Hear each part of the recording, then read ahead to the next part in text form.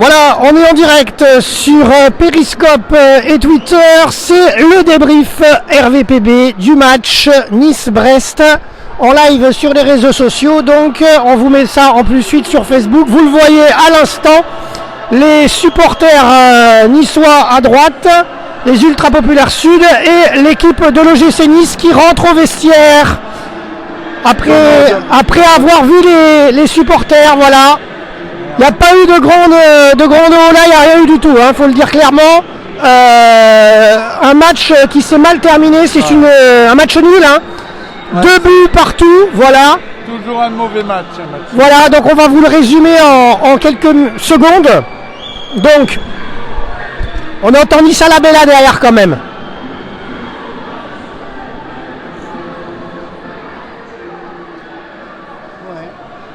Voilà, donc on va vous résumer le match, mais il y a Nice à la Bella, donc on vous laisse un peu écouter quand même aussi.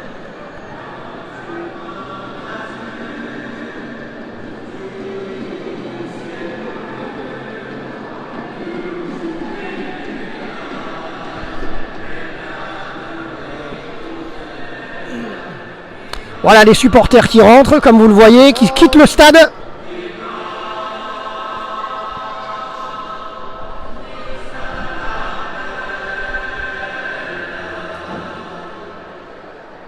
Voilà, donc Jean-Claude, on va faire ce débrief, oui. Donc rapido, donc qu'est-ce qui s'est passé dans ce match?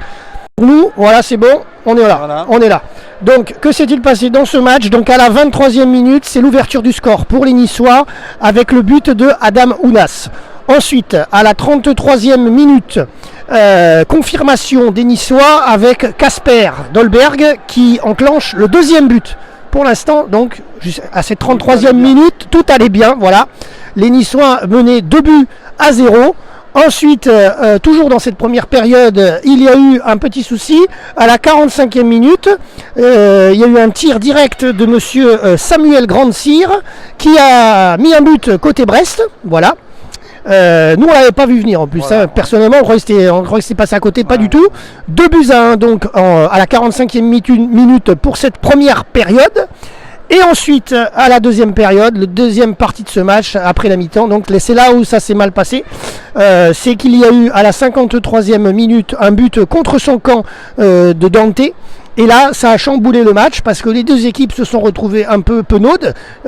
Brest qui remporte un point, enfin un but, sans rien faire, entre guillemets, et Dante qui donne un point à l'équipe de Brest. Et moralité, ça a un peu changé le match.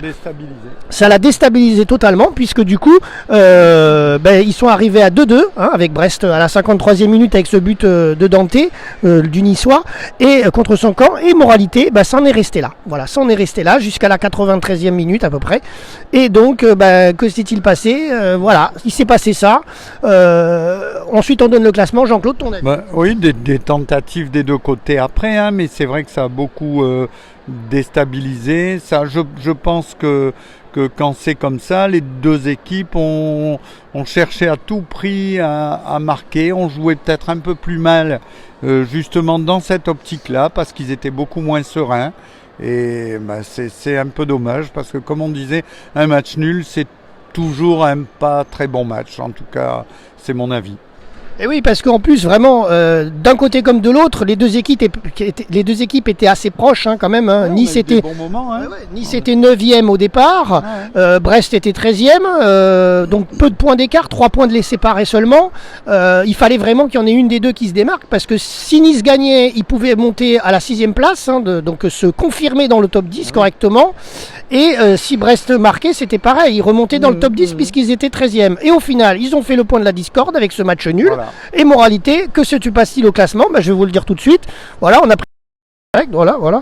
Mon clavier qui est juste à droite, parce que j'en ai parlé tout à l'heure en direct dans notre émission foot sur vipradioonline.fr. Donc, que s'est passé au classement provisoire? Provisoire parce qu'il y a Metz et Lyon qui sont en train de jouer actuellement. Hein. On vous donnera le résultat de Metz et Lyon tout à l'heure vers 23h quand ça sera terminé. Voilà, 22h30 je pense à peu près. On vous donnera ça sur RVPB, on vous donnera le résultat pour nos supporters les lyonnais qui nous suivent aussi. Et donc au classement provisoire, comme vous pouvez le lire. Le PSG, bien sûr, n'est intouchable, hein, 62 points. Il a 10 points d'avance sur Marseille, qui est deuxième, donc l'Olympique de Marseille. Ensuite, Rennes est troisième à 41 points. Lille est quatrième. Les Monégasques, qui ont fait quand même une sacrée remontada depuis le début de cette saison de Ligue 1, hein, puisqu'ils sont quand même cinquième. Voilà. Ensuite, Nice, ils sont passés de la 9e place à la 8e place avec un point de plus au compteur, donc 37 points. Et Brest, c'est pareil, ils sont passés de la 13e place à la 12e place avec 34 points. Donc toujours 3 points les séparent, malheureusement, ça ne sera pas changé. Et ça veut dire que ça va encore bouger ce week-end, puisque ce classement est simplement provisoire. Metz-Lyon, c'est en ce moment. Et ensuite, ce week-end, il y a quand même tous les autres matchs aussi. Donc, il ne faut pas s'attendre à rester, bien sûr, à cette 8e place. On va peut-être descendre 10e. On ne sera peut-être plus dans le top 10 à la fin de dimanche soir. On verra bien. Voilà, wait and see, comme tu dis. C'est bête parce que la semaine dernière, il faut quand même le dire, Nice avait gagné contre Toulouse le TFC au Stadium. Donc, c'était une victoire à l'extérieur. C'était quand même très beau. La semaine d'avant, donc il y a 15 jours, ici au Stade Alliance, Nice avait perdu contre les Crocos, hein, contre Nîmes. Donc c'était une bonne reprise avec cette victoire au TFC, pardon.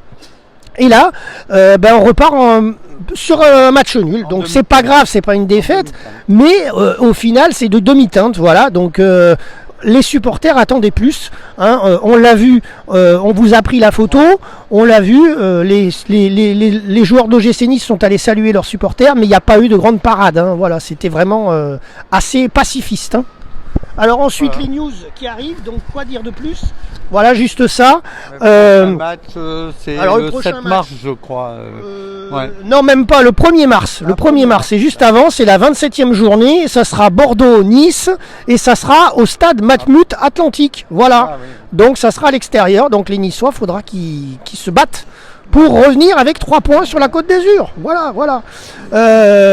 Sinon, c'est tout pour notre débrief aujourd'hui. Merci à tous de nous avoir suivis. Vous avez été nombreux. Il y a eu plus de 200 et quelques personnes en lecteurs et plus de 70 personnes en auditeurs sur Periscope en avant-match.